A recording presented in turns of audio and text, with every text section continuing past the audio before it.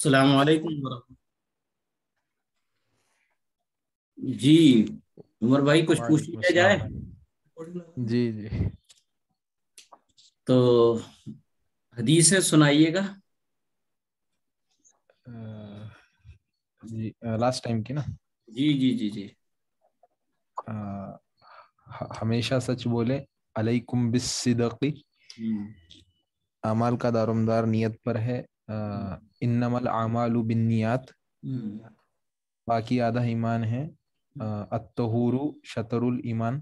ہم، جو دوسروں کی چیز جھپٹ کر لے وہ ہم میں سے نہیں. من انتحب نہبتن فلیس منا. ماشاء اللہ. جنت ماں کے قدموں کے نیچے ہے. الجنت تحت اقدام الامہات. جی جی. اور غصے سے بچو. اجتنب الغضب. ہم، بس یہی تھی. جی اتنی چھ تھی. اچھا تو یہ بتائیے گا نور محمد بھائی، آپ بتائیے غصے کے اعتبار سے انسانوں کی کتنی قسمیں ہیں؟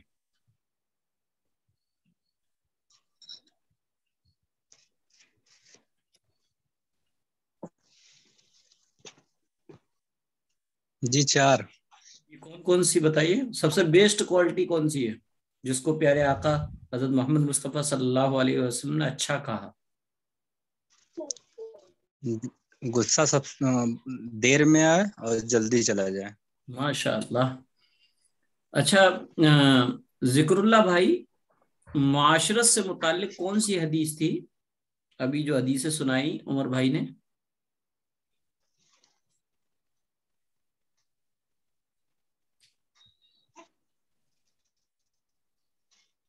الطاف بھائی بتائیں.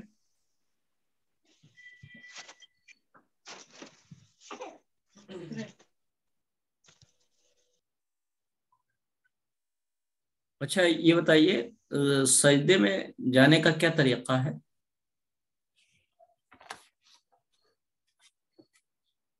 نور محمد بھائی، جی سجدے میں جانے کا طریقہ؟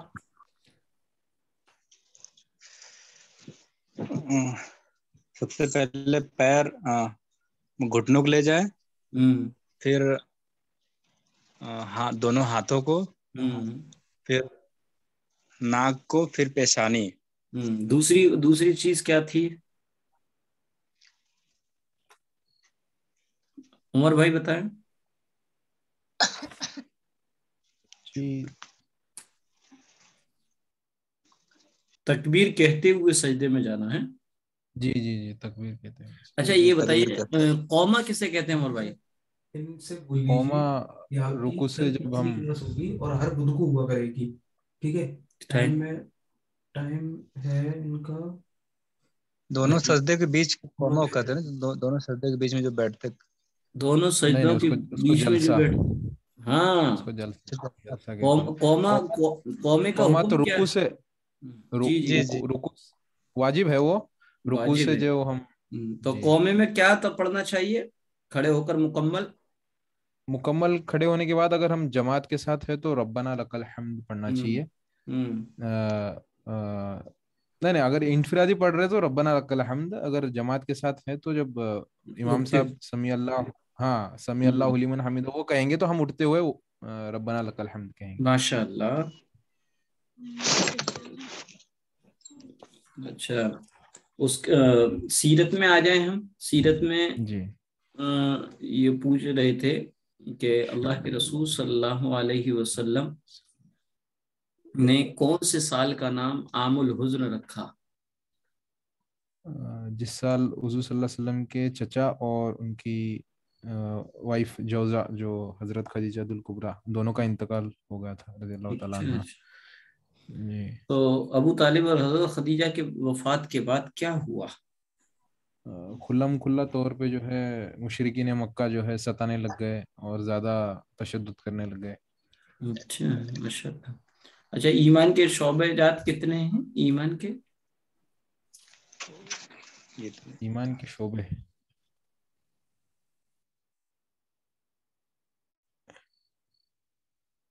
ایمان کے 70 سے زیادہ شعبے ہیں. جو ہم نے حدیث جی جی اچھا 70 سے زیادہ شعبے ہیں، لیکن مشہور کون سے؟ مشہور اب جو حدیث جو ہم نے سنی تھی اچھا دین کے مشہور شعبے کتنے ہیں؟ 5، وہ تو 5 کون کون سے؟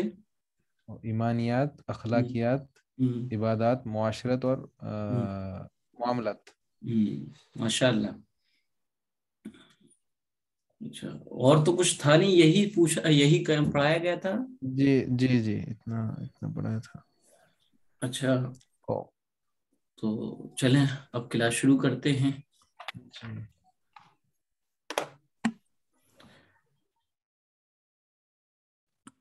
اب حدیثیں میں آپ کے پاس 10 ہو گئی، 10 حدیثوں سے آگے ہم بڑھتے ہیں۔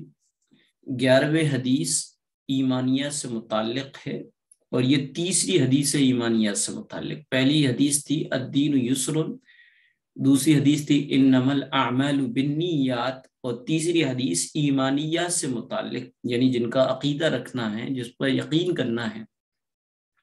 اتق اللہ حیث ما کنت، اتق اللہ حیث ما کنت، تم جہاں کہیں رہو اللہ سے ڈرتے رہو۔ ترمذی کی حدیث ہے، کیونکہ یہ جو اس پر اگر ہمارا ایمان ہوگا تو انشاءاللہ اللہ کی نافرمانیاں کم ہوں گی، کیونکہ اللہ کی نافرمانیوں اور گناہ کرنے کے 4 ریزن ہوتے ہیں۔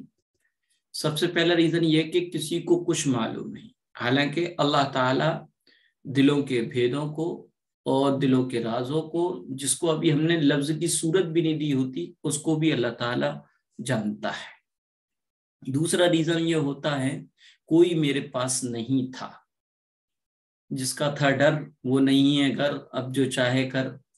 تو اس کے لیے بتایا کہ تم جہاں اکیلے ہو تو دوسرا اللہ ہے، 2 ہو تو تیسرا اللہ ہے، 3 ہو تو چوتھا اللہ ہے۔ چوتھا ریزن یہ ہوتا ہے کہ کوئی میرا کیا بگاڑ لے گا، اگر کسی کو پتہ بھی لگ جائے گا تو کوئی میرا کیا بگاڑ لے گا۔ تو اللہ تبارک و تعالی نے فرمایا کہ دیکھو میں اتنی سخت عذاب دینے والا ہوں، دنیا جہاں میں کوئی اتنا سخت عذاب دینے والا نہیں ہے۔ جب میری پکڑ آتی ہے تو بڑے بڑے سورماؤں کو میں مٹی چٹا دیتا ہوں۔ اسی طریقے سے چوتھا ریزن یہ ہوتا ہے کسی کو کچھ نہیں معلوم، تو اللہ تبارک و تعالیٰ فرماتا ہے یعلم خائنۃ الاعین، اللہ تعالیٰ آنکھوں کی خیانت کو بھی جانتا ہے۔ بہرحال ایمانیات سے متعلق یہ حدیث تھی اتق اللہ حیث ما کنت، تم جہاں کہیں رہو اللہ سے ڈرتے رہو۔ عبادات سے متعلق تیسری حدیث ہے صوموا تصحوا، روزہ رکھو صحت مند رہو گے۔ روزہ نام ہے صبح سحری کے وقت کے ختم سے لے کر اور سورج ڈوبنے تک 3 چیزوں سے رکنا، کھانے سے، پینے سے اور بیوی سے صحبت کرنے سے رکنا، اس کا نام روزہ ہے۔ عام طور پہ بعض حضرات یہ سمجھتے ہیں کہ پورے رمضان میں ہی بیوی سے نہیں ملا جاتا، یہ بالکل غلط ہے۔ بیوی سے رات میں ملنے کی اجازت ہے، یعنی افطار سے لے کر سحری تک مل سکتے ہیں۔ ہاں ابتدائی اسلام میں، شروع اسلام میں یہ حکم تھا کہ رات میں بھی نہیں مل سکتے تھے، لیکن پھر اس حکم کے بعد ترمیم ہوئی اور یہ حکم دیا گیا کہ مل سکتے ہیں۔ 13 نمبر کی حدیث ہے، معاملات سے متعلق ہے، التاجر الصدوق، التاجر الصدوق الامین مع النبیین والصدیقین والشہداء، سچا امانت دار تاجر یعنی بزنس مین انبیاء، صدیقین اور شہداء کے ساتھ ہوگا۔ تاجر کہتے ہیں بزنس مین کو، الصدوق مانے سچا، الامین مانے امانت دار۔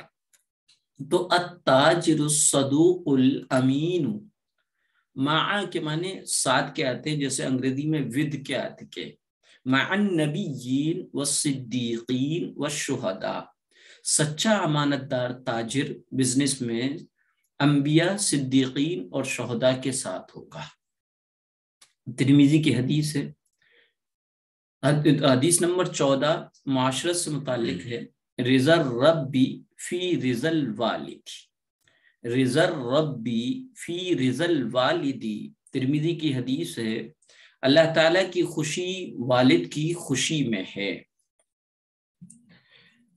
15ویں نمبر کی حدیث ہے اخلاقیات سے متعلق، لا يدخل الجنت نمام، لا يدخل الجنت نمام، مسلم شریف کی حدیث ہے۔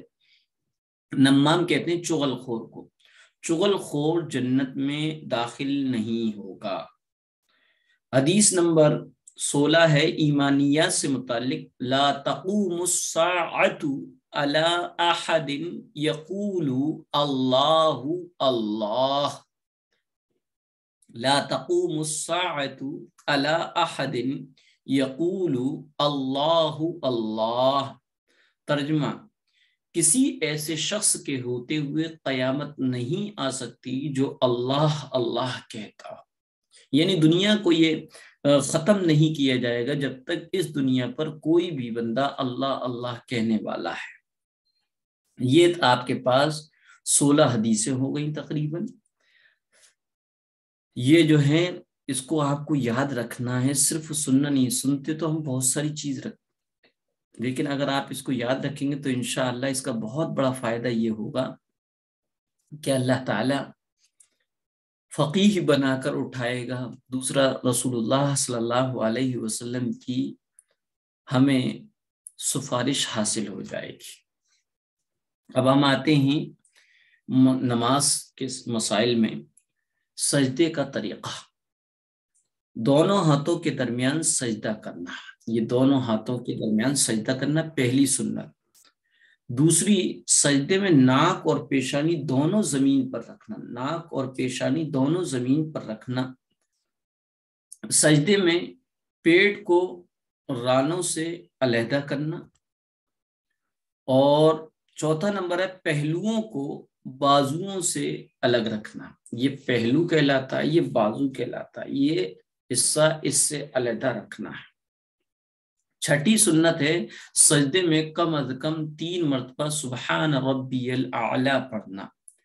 7ویں سنت ہے سجدے کی حالت میں دونوں پیروں کو کھڑا نہ کرنا، وہ دونوں پیروں کو کھڑا کرنا اور انگلیاں کو حتی الامکان قبلے کی طرف موڑے رکھنا۔ اور سجدے کی حالت میں ہاتھوں کی انگلیوں کو ملائے رکھنا، جو رانوں پر رکھی جائیں گی، جانگوں پر رکھی جائیں گی۔ 9 ہے سجدے کی حالت میں نگاہیں ناک کے نتنے پر، یہ بانسا کہلاتا نتنا، ناک کے نتنے پر نگاہ رکھنا۔ دونوں سجدوں کے درمیان اطمینان سے بیٹھنے کو جلسہ کہتے ہیں، اور یہ جلسہ واجب ہے، اس لیے اس پر بھی خاص توجہ دینا چاہیے۔ سجدے سے اٹھنے کا طریقہ یہ ہے، سجدے سے اٹھتے ہوئے تکبیر کہنا، اللہ اکبر۔ اگر دوسری رکعت کے لیے اٹھ رہا ہے تو اس اللہ اکبر کو لمبا کھینچنا ہے، اللہ اکبر۔ اور اگر دوسری رکعت کا سجدہ ہے تو اللہ اکبر، اس کو کم کھینچنا۔ دیکھیں اس نمبر پہ آپ کو دوسرا، سجدے سے اٹھتے وقت پہلے پیشانی، پھر ناک، پھر دونوں ہاتھ اور پھر گھٹنوں کو اٹھانا، یہ سجدے کا طریقہ تھا۔ اب قاعدہ کہتے ہیں 2 رکعت پر بیٹھنے کو یا 4 رکعت پر بیٹھنے کو، یا 3 وتر یا مغرب ہے تو 3 رکعت پر بیٹھنے کو بھی قاعدہ کہتے ہیں۔ اگر 3 رکعت یا 4 رکعت والی نماز میں پہلی مرتبہ بیٹھیں گے تو اسے قاعدہ اولا کہیں گے، قاعدہ اولا۔ اور آخر نماز میں جو بیٹھتے ہیں اس کو قاعدہ اخیرہ کہتے ہیں۔ اس کا طریقہ یہ کہ الٹا پاؤں بچھا کر اس پر بیٹھ جائیں اور سیدھے پاؤں کو کھڑا کر لیں، انگلیاں جو ہیں قبلے کی طرف ہیں، اور نگاہ گود میں ہو۔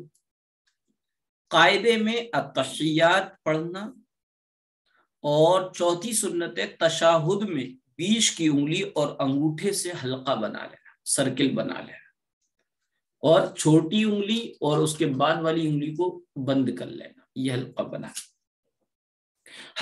کر لا الہ پر شہادت کی انگلی، یہ انڈیکس فنگر کو اٹھانا، لا الہ، اور الا اللہ پر اس کو گرا دینا، جھکا دینا ہے، اور اس طرح یہ آخری حالت تک یہی کیفیت رہے گی۔ بعض لوگ سیدھے کر لیتے ہیں، یہ سنت کے خلاف ہے، بس یہ اس طریقے سے۔ اور بعض لوگ انگلی ہلاتے، انگلی ہلانا بھی مسنون نہیں ہے، بس انگلی کو لا الہ پر اٹھائیں گے، الا اللہ پہ گرا دیں گے۔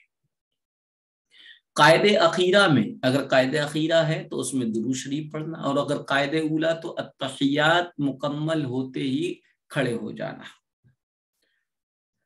اور چھٹا ہے درود شریف کے بعد دعائے ماثورہ پڑھنا۔ دعائے ماثورہ سے مطلب یہ ہے کہ حدیث سے ثابت شدہ کوئی بھی دعا یا قرآن میں آئی ہوئی کوئی بھی دعا کو پڑھنا، جیسے اللہم انی ظلمت نفسی ظلما کثیرا، یہ پوری دعا پڑھتے ہیں، حدیث سے ہے۔ یا ربنا آتینا فی الدنیا، یہ قرآن کریم کی ہیں، اس کو پڑھ سکتے ہیں، یہ دونوں کو پڑھ سکتے ہیں، دونوں میں سے ایک کو بھی پڑھتے ہیں۔ کنفیوز ہونے کی ضرورت نہیں کہ ہم تو پڑھ ہی نہیں پاتے، ہم تو یہ پڑھتے نہیں، دونوں میں سے کسی ایک کو پڑھ لیا تب بھی، اور دونوں کو نہیں پڑھا تب بھی نماز ہو جائے گی۔ سلام پھیرنے کا طریقہ یہ دونوں طرف سلام پھیرنا ہے۔ نمبر 1، پہلے دائنی طرف سلام پھیرنا ہے، پھر بائیں طرف سلام پھیرنا ہے۔ سلام پھیرتے وقت گردن کو اتنا موڑنا ہے کہ پیچھے کوئی بیٹھا ہو تو پیچھے کے لوگوں کو رخسار یعنی گال نظر آ جائے۔ سلام میں فرشتوں کی نیت کرنی ہے۔ تو یہ تو جو تھی وہ نماز کی مکمل نماز کی پوری صورت ہو گئی۔ 5 نمازیں فرض ہیں، فجر، ظہر، عصر، مغرب، عشاء۔ فجر میں کل رکعات جو ہیں وہ 4 ہیں، 2 سنت موقدہ فجر کے فرض سے پہلے اور 2 فرض۔ اس میں کوئی سنت غیر موقدہ نہیں، اور کوئی نفل نہیں، کوئی واجب نہیں، کوئی نفل نہیں۔ ظہر میں 12 رکعات ہیں، 4 پہلے جو ہے وہ سنت موقدہ ہیں، اور پھر اس کے بعد 4 فرض ہیں، پھر اس کے بعد 2 سنت موقدہ ہیں، اور پھر 2 نفل ہیں۔ عصر میں کل 8 رکعتیں ہیں، 4 سنت غیر موقدہ عصر کے فرض سے پہلے، اور اس کے بعد 4 رکعت فرض۔ مغرب میں کل 7 رکعتیں ہیں، 3 جو ہے فرض ہیں، مغرب سے پہلے سنتیں نہیں ہیں۔ جو لوگ پڑھتے ہیں وہ صحیح حدیث سے ثابت نہیں ہیں، مثلا غیر مقلد حضرات پڑھتے ہیں، تو مغرب میں 3 فرض ہیں، پھر اس کے بعد 2 سنت موقدہ ہیں اور 2 نفل ہیں۔ عشاء میں کل رکعات 17 ہیں، 4 رکعات سنت غیر موقدہ ہیں جو فرضوں سے پہلے پڑھی جائیں گی، پھر اس کے بعد 4 رکعات فرض ہیں، پھر 2 رکعات سنت موقدہ ہیں، اور پھر اس کے بعد 2 نفل ہیں، اور پھر 3 وتر ہیں، پھر اس کے بعد 2 نفل ہیں۔ بعض لوگ 2 وتر کے بعد جو 2 نفل ہیں ان کو بیٹھ کر پڑھنے کو ضروری سمجھتے ہیں، تو یہ سمجھنا غلط ہے۔ کوئی بھی نفل نماز اگر بیٹھ کر پڑھی جائے گی تو اس کا ثواب کھڑے ہو کر پڑھنے کے مقابلے میں آدھا ہوتا ہے، لیکن عام طور پہ عوام میں یہ مشہور ہے کہ نفل بیٹھ کر ہی پڑھے جاتے ہیں، یہ غلط ہے۔ ہاں البتہ عشاء کی وتر کے بعد 2 نفل جو ہیں وہ پیارے آقا حضرت محمد مصطفیٰ صلی اللہ علیہ وسلم نے بیٹھ کر پڑھے ہیں۔ اگر کوئی سنت کی نیت سے عشاء کی نماز میں وتر کے بعد کی 2 نفل کو بیٹھ کر پڑھتا ہے تو انشاءاللہ اس کو کھڑے ہو کر پڑھنے کے برابر ثواب ملے گا۔ اور اللہ کے رسول صلی اللہ علیہ وسلم نے وتر کے بعد جو 2 نفل پڑھے ہیں وہ صرف اور صرف اس چیز کو بتانے کے لیے کہ رات کی نمازوں میں وطر آخری نماز نہیں ہے، بلکہ وطر پڑھنے کے بعد بھی نہ کچھ نفلیں وغیرہ پڑھی جا سکتی ہیں۔ کیوں؟ اس لیے کہ فرض میں تو قیام فرض ہے، فرض نمازوں میں اور واجب نماز میں قیام یعنی کھڑے ہو کر پڑھنا یہ فرض ہے۔ اگر کوئی بلا عذر یا ایسی کسی پرابلم جس کی وجہ سے وہ کھڑا ہو سکتا ہے لیکن کھڑا نہیں ہوا، بیٹھ کر اس نے فرض پڑھ لیے، تو فرض ادا نہیں ہوں گے۔ تو آپ کے بیٹھ کے پڑھنے کا مطلب یہ تھا کہ آپ اپنے عمل سے یہ بتانا چاہ رہے تھے کہ رات کی نمازوں میں وطر آخری نماز نہیں بلکہ اس کے بعد بھی نفل نماز وغیرہ پڑھی جا سکتی ہے۔ جمعے میں کل 14 رکعتیں ہیں، 4 رکعت سنت موقدہ پہلے ہیں، پھر اس کے بعد 2 رکعت فرض ہیں، پھر اس کے بعد 4 رکعت ایک سلام کے ساتھ سنت موقدہ ہے، پھر 2 رکعت سنت غیر موقدہ ہیں، اور پھر 2 نفل ہیں۔ اس سلسلے میں یہ سمجھنا چاہیے سنت موقدہ ضرور پڑھیں، اس میں ہرگز کوتاہی نہ کریں۔ اور اس میں یہ سمجھ لیں کہ بعض لوگ یہ سمجھتے ہیں کہ بھئی جمعے کے دن کی جو سنتیں ہیں، پہلی سنتیں یا بعد کی سنتیں، اس میں وقت کون سا لگایا جائے گا، اور باقاعدہ اس پہ بہت بحث و مباحثہ ہوتا ہے۔ اور بعض لوگ کہتے ہیں نہیں جمعے کا لگایا جائے گا، نہیں کہ وہ بعض لوگ کہتے ہیں کہ نہیں ظہر کی وقت لگایا جائے گا۔ تو یاد رکھیے گا سنتیں میں وقت نہیں لگتا، کیونکہ سنت فرض نمازوں کے تابع ہوتی ہیں۔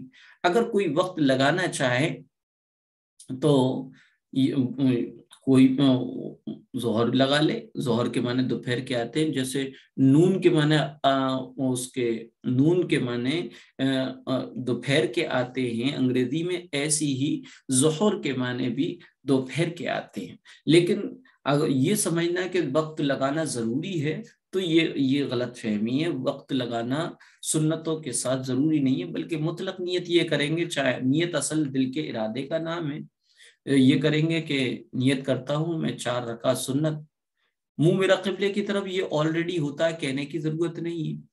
اور واسطے اللہ تعالیٰ کے یہ بھی اگر دل میں ہے تو کہنے کی ضرورت نہیں ہے، تو اللہ اکبر، بس اتنی نیت ہو گئی۔ اس میں بعض لوگ زبان سے کہنے کو ضروری سمجھتے ہیں، زبان سے کہنا ضروری نہیں ہے، ہاں کہہ لے تو اچھا ہے، تاکہ دل اور زبان یقین اور اقرار دونوں میں مطابقت ہو جائے۔ تو یہ تو مسائل میں تھا۔ اب ہم سیرت میں آتے ہیں۔ سیرت میں طائف کا سفر کے عنوان سے سیرت کا وہ حصہ جو قابل عبرت بھی ہے اور یہ بھی بتاتا ہے کہ ہم تک دین کس قربانیوں کے ساتھ آیا۔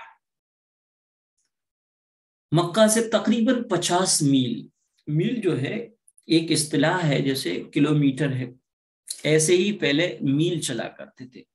تقریباً 1 میل میں 1.25 کلومیٹر ہوتے ہیں۔ مکہ سے تقریباً 50 میل کا مطلب یہ ہے، اگر اس کو حساب لیا جائے گا تو قریب 90-95 کلومیٹر دور ایک بستی ہے، اس کا نام طائف ہے۔ مکہ میں دین کا کام کرتے کرتے بہت دن ہو گئے تھے۔ مکہ کا ایک آدمی آپ صلی اللہ علیہ وسلم کا دشمن تھا، کوئی آپ کی بات پر دھیان نہ دیتا۔ آپ صلی اللہ علیہ وسلم نے سوچا کہ اب طائف جا کر کیوں نہ اللہ کا پیغام سناؤں، ہو سکتا ہے وہاں کچھ لوگ سنیں اور کچھ ساتھی مل جائیں اور مل کر اللہ کے دین کا کام کریں۔ یہ سوچ کر آپ صلی اللہ علیہ وسلم جو ہے طائف گئے۔ طائف کے لوگ بہت برے تھے، انہوں نے آپ کی باتیں نہیں سنی، آپ صلی اللہ علیہ وسلم کے ساتھ بہت برا سلوک کیا، پتھروں سے مارا، گالیاں دیں، ستانے کے لیے نادان اور شریر بچے پیچھے لگا دیے۔ آپ لہو لہان ہو گئے مگر بددعا نہیں کی، برابر دعا ہی کرتے رہے کہ اے اللہ یہ ناواقف ہیں، ان کو ہدایت دے، ان کو ہدایت دے۔ اس طریقے سے یہ طائف کے سفر کا ایک واقعہ اور ایک رودات تھی جو آپ کے سامنے آئی۔ پھر اس کے بعد معراج کا واقعہ ہوتا ہے۔ ہمارے نبی صلی اللہ علیہ وسلم طائف سے واپس ہوئے اور مکہ تشریف لے کر آئے اور مکہ میں پھر تبلیغ کرنے لگے۔ مسلسل تکلیفوں کے بعد اللہ کی طرف سے آپ پر ایک انعام ہوا اور معراج کا عظیم الشان واقعہ پیش آیا۔ نبوت کے 10 سال گزر چکے تھے۔ سن 10 نبوی میں ایک رات ہمارے نبی صلی اللہ علیہ وسلم اپنی چچیری بہن، اپنی کزن حضرت علی کی بہن ام ہانی اور حضرت ابو طالب کی بیٹی ام ہانی کے گھر پر آرام فرما رہے تھے کہ حضرت جبریل علیہ السلام آئے اور آپ کو معراج کی خوشخبری سنائی۔ پھر ایک تیز رفتار سواری پیش کی جس کا نام براق تھا، اور یہ براق یہ جانور تھا جو گدھے سے بڑا اور خچر سے چھوٹا تھا۔ خچر کہتے ہیں اگر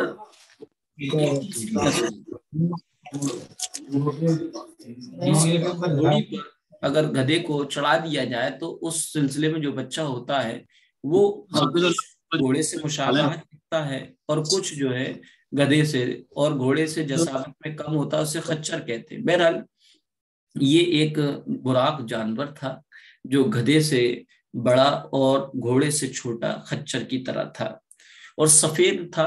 اس کی رفتار کا عالم یہ ہے کہ جہاں ہماری نگاہ پہنچتی ہے وہاں پر اس کا ایک قدم پڑتا تھا۔ اتنی تیز مسافت کو یہ طے کرتا تھا، اتنی تیز اور اسپیڈ سے دوری کو یہ طے کرتا تھا، جس پر سوار ہو کر آپ صلی اللہ علیہ وسلم مکہ سے بیت المقدس آئے۔ اچھا، براق ایک تو وہ ہے تعزیوں کے موقع پر کچھ حضرات ایک شکل بنا لیتے ہیں، اس کا دھڑ جو ہوتا ہے گھوڑے کا ہوتا ہے، چہرہ ایک خوبصورت عورت کا ہوتا ہے، بال بکھرے ہوتے ہیں اور اس کو وہ براق سمجھتے ہیں۔ یہ بالکل من گھڑت چیز ہے، کہیں سے بھی ثابت نہیں کہ براق کی یہ شکل ہو، لہذا جو پیش کی جاتی ہے وہ بالکل دین سے دور جو شخص ہیں، لوگ ہیں، وہ اس طرح کی حرکتیں کرتے ہیں، ورنہ تو معراج کے موقع پر جو آپ کی سواری براق تھی اس کی وہ شکل و صورت نہیں تھی جو آج محرم کے تعزیوں میں لوگ وقت پیش کرنا چاہتے ہیں۔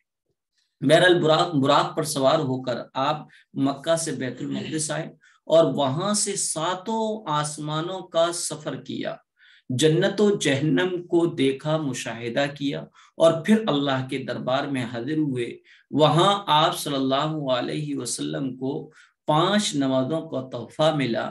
پھر آپ صلی اللہ علیہ وسلم اسی سواری سے واپس مکہ تشریف لے آئے۔ تو یہ تو وہ تھا۔ اب معاشرت سے سلسلے میں میں یہ سوچ رہا ہوں کہ دین کے جو مشہور 5 شعبے ہیں جو آپ کو بتائے گئے کہ اخلاقیات، عبادات، معاملات، معاشرت، ایمانیات، یا ایمانیات سے متعلق جس سے مراد وہ چیزیں جن پر ایک مسلمان کو دل سے پکا یقین رکھنا ضروری ہے، جیسے اللہ کی وحدانیت ہے اور رسول اللہ صلی اللہ علیہ وسلم کی رسالت کا اقرار ہے۔ عبادات میں اس سے مراد وہ نیک اعمال ہیں جو اللہ کی رضا اور خوشنودی حاصل کرنے کے لیے کیے جاتے ہیں۔ پتہ چلا وہ نیک اعمال جس میں اللہ کی رضا پیش نظر نہ ہو وہ عبادات کی کیٹیگری میں نہیں آ سکتا، جیسے نماز ہے، روزہ ہے، حج ہے، زکوٰۃ ہے، قرآن کی تلاوت ہے، دین کا یہ علم ہم سیکھنے اور جو سکھا رہا ہے یہ بھی عبادات میں۔ معاملات اس سے مراد خرید و فروخت، تجارت ہے، بزنس ہے، آپسی لین دین ہے، اور وراثت وغیرہ کے احکام۔ وراثت کہتے ہیں مرنے والا جو اپنی کسٹڈی میں جو مال چھوڑتا ہے وہ وراثت کہلاتا ہے، اور ان کو وارثوں کے قرآن میں متعین کردہ حصوں کے مطابق ان کو دینا یہ میراث کہلاتا ہے، وراثت اور میراث کہلاتا ہے۔ جیسے ناپ تول میں کمی نہ کرنا، امانت میں خیانت نہ کرنا، مال وراثت میں تمام حقداروں میں مال تقسیم کرنا، یہ جو ہے معاملات میں سے ریلیٹڈ تھا۔ معاشرت اس سے مراد یہ ہے کہ جن لوگوں کے درمیان ہم رہتے ہیں ان کے ساتھ کیسا سلوک، کیسا برتاؤ کرنا چاہیے، اور ہمارے اوپر ان کے کیا حقوق ہیں، کیا فرائض ہیں، کیا ذمہ داری ہیں، جیسے ماں باپ کی فرما برداری کرنا، پڑوسیوں کے ساتھ اچھا سلوک کرنا، کسی کو تکلیف نہ پہنچانا وغیرہ۔ اخلاقیات اس سے مراد اچھے اخلاق اور اچھی عادتیں ہیں جن کا ہر ایک انسان کے اندر ہونا ضروری ہے، جیسے سچائی ہے، امانت داری ہے، وعدہ پورا کرنا ہے، بغض و حسد اور جلن کی کپٹ اور جیلیسی وغیرہ اور غیبت سے بچنا وغیرہ ہے۔ تو کامل و مکمل مسلمان وہی ہے جس کی پوری زندگی شریعت کے مطابق گزرے، جن کے ایمان و عقائد، عبادت و بندگی، تجارت اور لین دین، آپسی تعلقات، اخلاق و عادات سب کچھ شریعت کے احکام کے مطابق اور موافق ہو۔ اگر کوئی انسان دین کے کسی شعبے میں اسلامی احکام پر عمل نہیں کرتا تو وہ کامل مومن نہیں ہو سکتا۔ مثلا ایک شخص ہے جس کا عقیدہ تو درست ہے، عبادتیں بھی خوب کرتا ہے، مگر لوگوں کو دھوکہ دیتا ہے، وعدہ خلافی کرتا ہے، دوسروں کو تکلیف پہنچاتا ہے، اس کے اخلاق و کردار گندے ہیں، تو ایسا شخص اللہ کے نزدیک ناپسندیدہ اور کامل مسلمان نہیں ہو سکتا، بلکہ قیامت کے دن یہ عبادتیں بھی کچھ کام نہ آئیں گی اور وہ اپنی بدکاریوں کی بنیاد پر عذاب الہی میں گرفتار ہو جائے گا۔ اسی لیے اللہ تعالیٰ نے مسلمانوں سے مطالبہ کیا ہے کہ وہ اپنے آپ کو پورے طور پر اسلام کے تابع کر دیں، اپنی زندگی اسلام کے مطابق گزاریں۔ اللہ تعالیٰ کا ارشاد ہے قرآن کریم میں، یا ایھا الذین آمنوا ادخلوا فی السلم کافہ، یہ سورہ بقرہ کی 208 نمبر کی آیت ہے، جس کے معنی اے ایمان والو اسلام میں پورے داخل ہو جاؤ۔ داخل ہونے کا ایک مطلب یہ ہے جیسے اس بوتل میں پانی ہے اور اس میں کوئی پین ڈال دیا جائے یا کوئی چیز ڈال دی جائے تو وہ پین اور کوئی چیز اس کے اندر داخل ہو گئی، لیکن یہ ایسے داخل ہوئی ہے کہ اس کو کوئی معمولی ٹرک یا معمولی سے طریقے سے اس چیز کو نکال کے باہر کیا جا سکتا ہے، اور ہمارا ایمان اور اسلام میں داخل ہونا ایسا ہی ہے۔ ہمیں خوشیاں، ہمیں غم، ہمیں اپنے مفاد پرستیاں اسلام سے فوراً باہر کر دیتی ہیں، ہم نفس کے تابع ہو جاتے ہیں، رسم و رواج اور ریت کی طرف چل پڑتے ہیں۔ حالانکہ جو پیغام یہ دیا ہے یا ایھا الذین آمنوا ادخلوا فی السلم کافہ، اے ایمان والو مکمل اسلام میں داخل ہو جائے، اس کا مطلب یہ کہ اس طریقے سے داخل ہو کہ دنیا کی کوئی غرض، دنیا کا کوئی مقصد، نفس کی خواہش، ذات برادری اور خاندان کا کوئی بھی طریقہ تمہیں اسلام سے نہ اٹھا سکے، اسلام سے نہ نکال سکے۔ اور اس کا طریقہ ایسا ہی ہے جیسا کہ اس میں پانی ہے اور میں اس میں کوئی کلر ملا دوں تو یقیناً کلر ایسے پانی میں داخل ہو جائے گا، انٹر ہو جائے گا کہ اس کو کسی بھی طریقے سے اس رنگ کو پانی سے جدا نہیں کیا جا سکتا۔ یہی منشا ہے اللہ تعالیٰ کی۔ اسی طریقے سے دوسری حدیث میں فرمایا، دوسری جگہ ارشاد فرمایا، سورہ آل عمران کی آیت ہے، آیت نمبر 102، وَلَا تَمُوتُنَّ إِلَّا وَأَنْتُمْ مُسْلِمُونَ، تم ہرگز نہ جان دینا مگر مسلمان ہونے کی حالت۔ اب سمجھ میں آتا ہے کہ ہم بھئی یہ تو ہمارے اختیار میں نہیں، ہماری وش تو ہوتی ہے کہ ہمارا خاتمہ، ہماری موت ایمان کی حالت میں آئے، اسلام کی حالت میں آئے، لیکن ہماری یہ وش نہیں ہے بلکہ وہم اور گمان ہے، خیال ہے، کیونکہ تمنا اور وش جو ہوتی ہے اس کے لیے آدمی فکر کرتا ہے، جد و جہد کرتا ہے، کوششیں کرتا ہے، ہمیشہ اس کو حاصل کرنے کی اس کو فکر رہتی ہے۔ اور ہمارا ایمان پر خاتمے کی تمنا ایسی ہے کہ ہم عمل تو گناہ کے کر رہے ہوتے ہیں اور زبان سے کہتے ہیں ارے میاں دعا کر دو ایمان پہ خاتمہ ہو جائے، تو یہ تمنا نہیں ہے، یہ صرف خیال ہے، یہ آپ کی آرزو نہیں ہو سکتی۔ آرزو ہوتی تو آپ کی کوششیں بھی ایمان والی ہوتی۔ بہرحال یہاں یہ سوال اٹھتا ہے کہ قرآن کریم کی اس آیت میں حکم دیا گیا تم ہرگز نہ جان دینا مگر مسلمان ہونے کی حالت میں، تو یہ مرنا تو اپنے اختیار میں نہیں۔ تو اس کے لیے جواب یہ ہے کہ پیارے آقا نے فرمایا کما تحیون تموتون وکما تموتون تحشرون، کہ جس زندگی جس ڈگر پر، جس نہج پر، جس طریقے پر تم زندگی گزار رہے ہو اسی پہ تمہیں موت آئے گی، اور جس حالت میں تمہیں موت آئی ہے کل اسی حالت میں تم کو اٹھایا جائے گا۔ جیسے کہ عقیدوں میں نے بتایا تھا کہ کچھ لوگ حج کرتے ہوئے انتقال کریں تو وہ لبیک لبیک لبیک لا شریک لک لبیک یہ تلبیہ پڑھتے ہوئے اٹھیں گے۔ شہید جو ہے خون میں تربتر اور لہو لہان اور زخم خوردہ حالت میں اٹھے گا۔ تو اس لیے ہمیں یہ چاہتے ہیں کہ ہماری موت ایمان والی ہو، تو ہمیں ضروری ہے کہ ہماری جو موجودہ لائف ہے یہ بھی کیا ہو، ایمانی ہو، اور اگر یہ ایمانی ہوگی تو انشاءاللہ ایمان ہی کی حالت میں ہمارا خاتمہ ہوگا۔ بہرحال لہذا ہمیں اپنے عقائد، عبادات، معاملات، معاشرت اور اخلاقیات وغیرہ زندگی کے تمام شعبوں کو اسلام کے سانچے میں ڈھال دینا چاہیے۔ اسی میں ہماری کامیابی اور نجات ہے، کیونکہ اللہ تعالیٰ نے اسلام ہی کو ہمارے لیے بطور دین پسند کیا ہے۔ اللہ تعالیٰ نے فرمایا وَرَضِيتُ لَكُمُ الْإِسْلَامَ دِينًا، اسی سے اللہ خوش ہوتے ہیں۔ اسلام کے علاوہ جتنے بھی مذاہب ہیں سب باطل ہیں، منسوخ ہیں، ختم ہو چکے ہیں۔ اب قیامت تک اسلام ہی رہے گا۔ ہر انسان کی نجات اور کامیابی اسلام ہی میں ہے۔ اسی کو اختیار کرنے پر پاکیزہ زندگی کا وعدہ ہے، اور جنت میں داخلے اور بے حساب رزق کی خوشخبری بھی سنائی گئی ہے۔ تو اب ہم آتے ہیں، سب کو پیدا کرنے والا اللہ ہے۔ یہ ایمانیات سے متعلق یہ چیز ہے، اور یہ سمجھنا چاہیے کہ اللہ تعالیٰ نے سب چیزوں کو اللہ نے پیدا کیا، تمام چیزوں کو پیدا کیا، زمین کو بنایا، آسمان کو بنایا، آسمان کو بغیر ستون کے تان دیا، چاند سورج ستارے، وہی آسمان سے بارش برساتا ہے، وہی زمین سے درخت اور پودے اگاتا ہے جس میں ہمارا بھی رزق ہوتا ہے، ہمارے جانوروں کے لیے بھی رزق ہوتا ہے۔ اللہ تعالیٰ نے ہم کو پیدا کیا اور ہمارے ماں باپ کو پیدا کیا، تمام انسانوں کا وہی خالق ہے۔ قرآن کریم میں سورہ رحمان میں آیا خلق الانسان من صلصال کالفخار، کہ اسی نے انسان کو ٹھیکرے کی طرح کھن کھناتی ہوئی مٹی سے پیدا کیا۔ اللہ تعالیٰ نے سب سے پہلے انسانوں میں حضرت آدم کو پیدا کیا، اور اللہ نے انسان کو 4